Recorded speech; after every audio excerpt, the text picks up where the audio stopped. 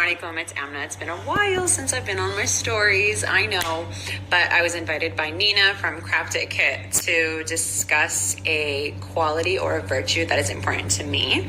And the one that I'm going to be covering is resilience, because I don't know anything more fitting than for the experience and life journey that we have been on by moving to Jordan.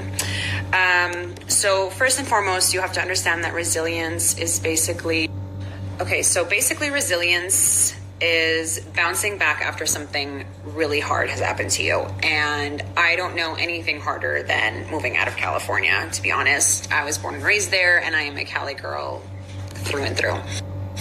So even though my husband and I had been talking about it, not necessarily planning, because we're not planners, but we've been discussing it for a few years. Our move to Jordan was pretty quick. So while my husband and I were talking about it, we weren't really talking about it to the girls. I know I'm not A+ in the parenting, but so we bounced up out of California and we spent a couple of months in Palestine before we moved to Jordan. And once we moved to Jordan, the girls were in 100% full immersion Arabic programs. So my oldest was really good in Arabic, but the rest, not so much. So every day they would go to school essentially not having any idea of what was being said, and that I feel like I was more stressed out from it than they were, because the first couple days they cried, which is understandable. It's a new school, it's a new language, essentially, it's, new people. But after that, they stopped crying. There wasn't any oh, I don't want to go. It wasn't oh my God, I'm so scared, I can't do this. They were doing it. They were being resilient, and I was blown away by it. And each month they improved in their Arabic, and each month they understood more, and each month they just got it. It was really, really great. So now in terms of life in Jordan, it was significantly different than life in California. We had spent our summers in Palestine. We spent many summers in Palestine, so my girls understood the Arabic culture. But once you're living in it, it was entirely different. So I just, the girls were getting really frustrated. They're Mama, why can't they just do it like this? And I'm Mama, we came into their country and into their culture and into their norms.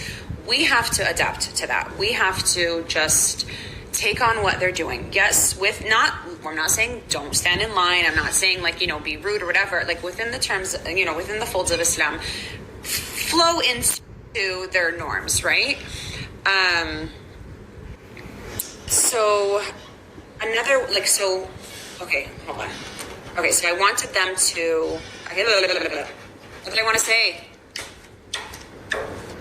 Okay, so a few ways that you can encourage your children towards resilience is by supporting them, being there for them, understanding that they just went through something really hard, and it's in order to bounce back, don't let them hold in their emotions, let it out.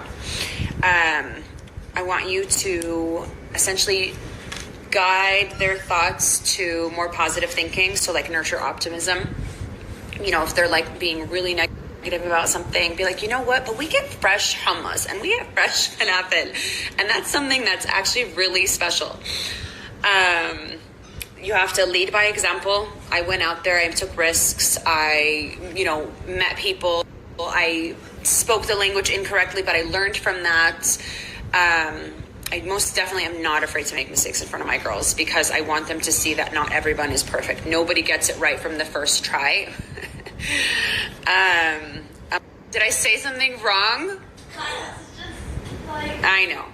Anyway, so encourage them to take risks. I probably never would have let the girls walk to the corner store in California, but over here I was can you go get me a bag of rice? Awesome. Thanks. Because that's the culture and that's the norm here. And I wanted them to just immerse themselves into the culture here, so that they felt like they were part of it, so that they bounced back, so they had a sense of belonging and they bounced back quicker.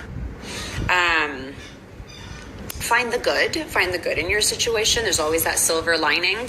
I tried to take the girls to as many places as we could that were out here, like new restaurants, art studios, parks, which, was fun. Basically the things that we were used to. The library was super big for us. So give them this sense of familiarity. Familiarity.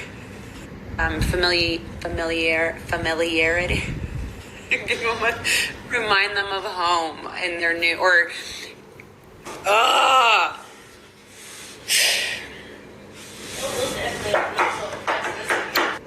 know, right?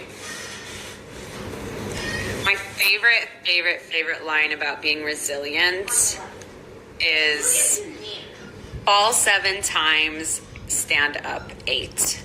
Make the mistakes. It's okay. Get up and try again. Fall back down. It's fine. You're going to figure it out the next time.